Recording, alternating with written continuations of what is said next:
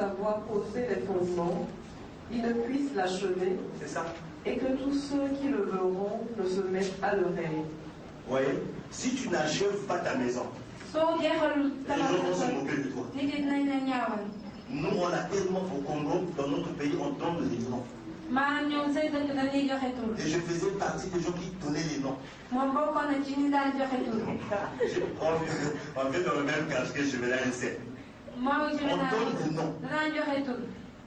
Donc si ton père a commencé une maison, il n'a pas terminé cette maison, obligatoirement on va lui donner un nom. Alléluia. Je ne sais pas si quelque part ton oncle, ta tante avait déjà reçu un nom parce qu'il n'a pas pu achever ce qu'il a commencé. Mais Dieu veut te dire ce matin, on ne va jamais te donner un nom parce que tu vas achever ce que tu as commencé. Gloire à Dieu. Vous savez, il y a des gens qui ont des projets inachevés. Des projets inachevés. Des buts inachevés. Par manque de planification. Et Jésus est enseigné à travers ce passage, le verset 30. En disant, cet homme a commencé à bâtir et il n'a pu achever. Alléluia. Cet homme a commencé. Certainement, un jour, tu avais déjà commencé. Et que tu n'as pas pu achever. Ce matin, je déclare au nom de Jésus. Je te donne la bénédiction pour achever ce que tu as commencé. Parce que l'Esprit de Dieu en toi, c'est l'Esprit de victoire. Oui, le verset 31.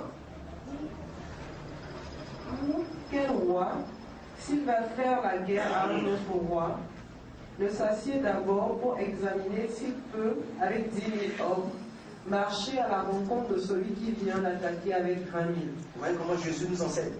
Un roi ne peut pas décider d'aller combattre, attaquer une nation, si il ne prend pas d'abord la résolution de vérifier si son armée est capable.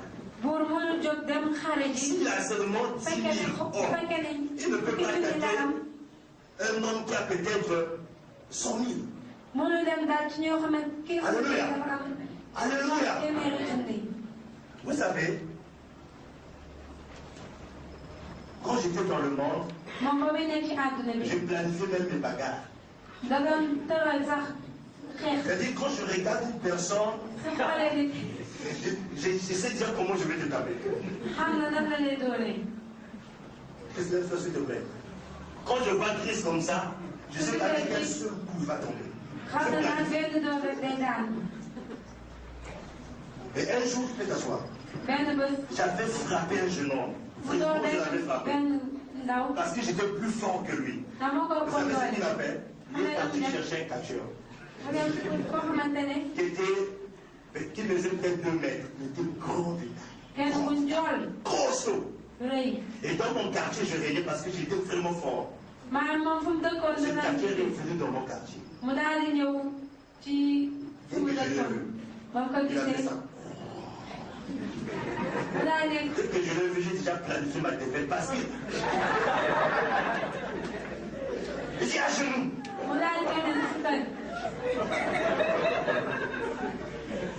Non, je vous dis la vérité, il y a des gens, quand tu regardes, tu sais qu'il va t'étaper. Est-ce que je mens? Il dit, si tu le tapes encore, allez, cours! Dans mon quartier, j'étais humilié, mais c'était une décision sage de ne pas risquer la frappe. Alléluia! Donc, il faut être sage dans certaines choses. Je vous dis la vérité, hein? Un jour, j'ai rencontré, quand j'étais encore dans le monde, un rival. Il avait beaucoup d'argent. Il était beaucoup plus que moi. J'ai dit, je préfère que je laisse. Alléluia! Mais en Jésus-Christ, qu'il soit beau, qu'il ait son argent, toi tu seras plus que vainqueur. Gloire à Dieu. C'était juste pour vous faire un peu rire. On doit quand même rire dans la maison de Dieu, c'est pas un péché. Verset 32. C'est la sauce. Waouh! Oui. S'il ne le peut, tandis que cet autre roi est encore loin, il lui envoie une ambassade pour demander la paix. Si tu sais que tu ne peux pas remporter la victoire, c'est mieux d'envoyer quelqu'un pour négocier. Si tu ne sais que tu ne vas pas réussir ce projet de mariage, ça peut avoir, il n'y a pas de problème. C'est pas comme un homme que Dieu, que je ne sais pas si je le fais, mais avec ma belle, je regarde l'histoire. Qui a pris déjà le rendez-vous pour aller donner la dot. La dot, c'était sa foi. On demande la prophétique, c'est par la foi. Non, les chrétiens sont trop spirituels. Mais l'enfant ne fait pas des arbres. Les parents investissent sur la vie de cet enfant. Et que toi tu parles en langue, tu vas aller là-bas par la foi. Je ne sais pas s'il a fait gêner, parce que s'il parle de la foi, c'est qu'il a fait gêner. Est-ce que c'est sage? C'est sage? Non, les chrétiens parfois ont du compte. Et j'ai remarqué que les gens qui font plus de dégâts, c'est des chrétiens. Manque de planification, on peut réussir. Manque de planification, on peut se marier. Manque de planification. Cette année, c'est top. Mais la clé, c'est quoi? Gloire à Dieu. Il y a deux choses que les gens trouvent difficiles à faire. La première chose, c'est penser. Deux choses que les gens trouvent difficiles à faire. Penser, réfléchir. Il y a des gens qui commencent des activités, qui se lancent dans une situation, dans une relation, sans réfléchir, sans penser. Dès que tu vois un homme, il est mignon, avec un beau visage, un joli nez, il a beaucoup d'argent, tu t'engages. Sans réfléchir. La réflexion fait partie de la planification. Jésus nous enseignait à travers ce passage. Il faut réfléchir, il faut penser. Quelle est la vision? Quelle est ta vision pour cette année? Si on te pose la question, je ne sais pas encore. Avant de rentrer dans une nouvelle année, tu dois faire le bilan de l'année qui vient de passer. Alléluia. Avant le 31, tu fais le bilan. Tu vas te retrouver dans les échecs. Tu vas te rendre compte que là, tu as failli. Si tu as échoué, parce que tu avais mal commencé. Si cet homme t'a trompé, parce que tu n'avais pas réfléchi. Beaucoup de femmes aujourd'hui, si je savais, si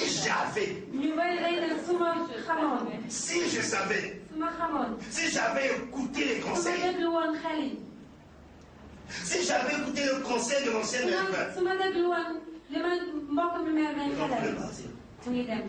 si j'avais écouté la sœur Antipoïès,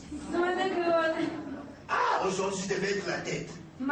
Aujourd'hui même, elle va vous laisser. Si je savais, avant de faire quelque chose, avant de t'engager dans une relation, avant même de commencer une activité, la première des choses, tu dois d'abord réfléchir. La réflexion va t'amener à planifier ce que tu aimerais faire. Alléluia. Il y a un adage qui dit vaut mieux reculer pour bien sauter. La réflexion, c'est de reculer. Quelqu'un te demande quelque chose, ne t'engage pas si vite. Dis à cette personne, laisse-moi le temps. Alléluia. La nuit porte quoi? Dans le monde, je voyais souvent des sœurs prendre un homme s'approche. D'abord, je vais réfléchir. C'est pas ce que vous faisiez. C'est ça, non? Je vais réfléchir. Mais le monde d'aujourd'hui, les femmes ne réfléchissent plus. Mais je vous conseille de continuer dans cette lancée de réflexion. Alléluia! Est-ce que je parle aux sœurs? C'est une base, une bonne base. Laisse-moi le temps de réfléchir. Elle prend tout son temps. Elle va vérifier si c'est une bonne personne. Mais aujourd'hui, à cause de la galère,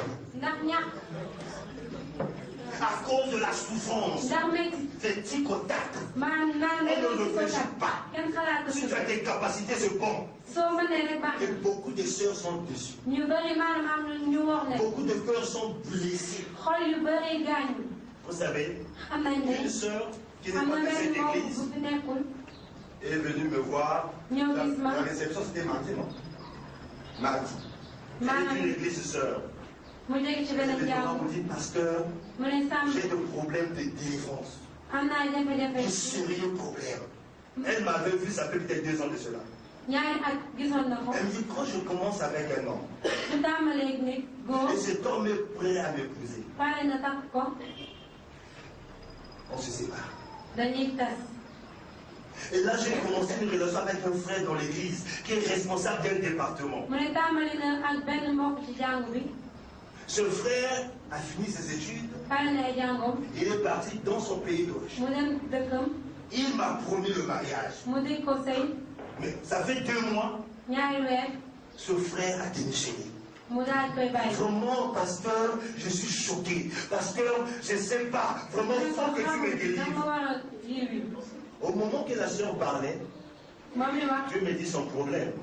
C'est que son frère n'ont pas concrétisé, réalisé leur promesse. Parce qu'il est parti le 7 avant le. Sœur, écoutez-moi. Quand un homme a besoin de toi, vous connaissez ça très bien. S'il ne voit pas ton corps, tout ce que tu vas lui demander va le faire. Si tu lui donnes ton sac, il va soulever.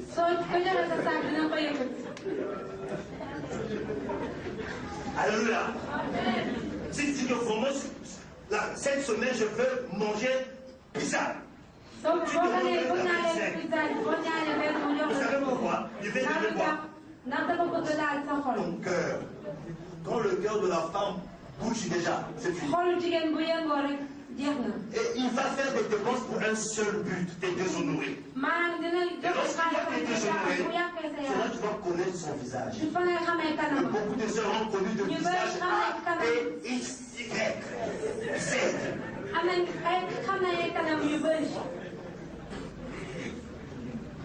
Alléluia. Ça, c'est pas l'affaire de Dieu. Avec le frère, vous êtes dans la même église. Le pasteur est au courant de votre relation. Il est mort. Écoutez, si tu dis à un frère, va voir le pasteur. S'il refuse, c'est qu'il n'est pas sauvé. Parce qu'il ne veut pas aller vers le pasteur, parce que dans sa tête, il veut que tu sois sauvé. Mais pense. Oh non, on va d'abord commencer comme ça. Là, il a un plan pour te déshonorer. On va le voir le pasteur. Un bandit. Absalom. Le sœur, c'est pas clair. Va voir le pasteur. Oh non, on va d'abord commencer. Et toi, si tu rentres dedans, sache-le que tu seras déshonoré. Après, quand tu seras déshonoré, la personne ne te nomme pas, oh Dieu m'a lâché. C'est pas je dis à cette sœur, je dis non, franchement, le pasteur ne sait pas. Vous avez pratiqué ses yeux. Vous avez pratiqué les yeux. J'ai dit oui. Maintenant, même si on avait fait un délire, tu as mal planifié le premier mariage. Comment peux-tu ne peux plus me bénir? Il y a beaucoup de gens aujourd'hui qui ne sont pas à cause des erreurs, à cause de manque de planification. Dans chaque chose,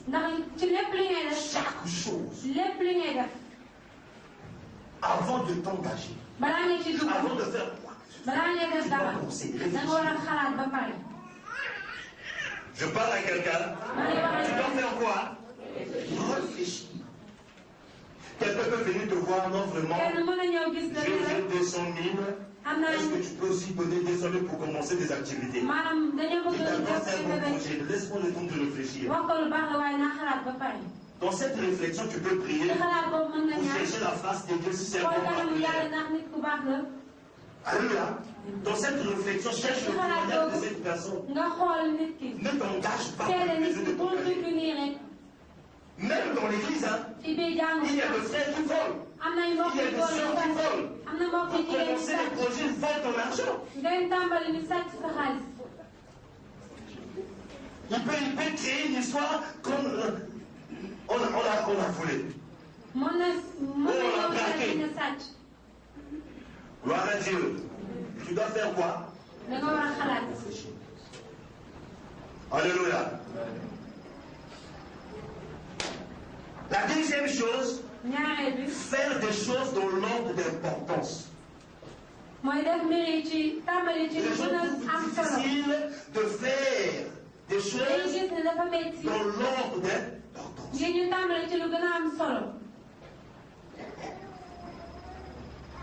Nous, on a connu ça.